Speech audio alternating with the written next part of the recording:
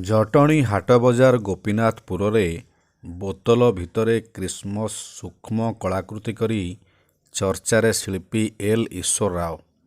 ଜଟଣୀ ହାଟ ବଜାର ଗୋପୀନାଥପୁରରେ 750 ମିଲିଲିଟର ଏକ କାଚ ବୋତଲ ଭିତରେ ସ୍ଥାନୀୟ ସୂକ୍ଷ୍ମ ଶିଳ୍ପୀ ଏଲ୍ ଈଶ୍ୱର ରାଓ ଏକ କ୍ରିସମସ୍ ସୂକ୍ଷ୍ମ କଳାକୃତି ନିର୍ମାଣ କରିଛନ୍ତି।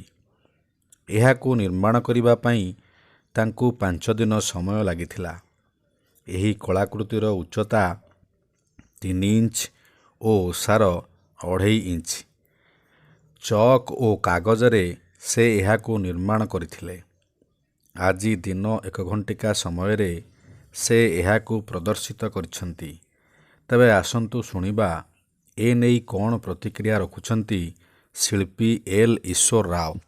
नमस्कार, मो ना एल ईश्वर राव। मो जने सूक्ष्म कलाकार। मु ओडिशा जटनी हाट बजार गोपीनाथपुर रहे।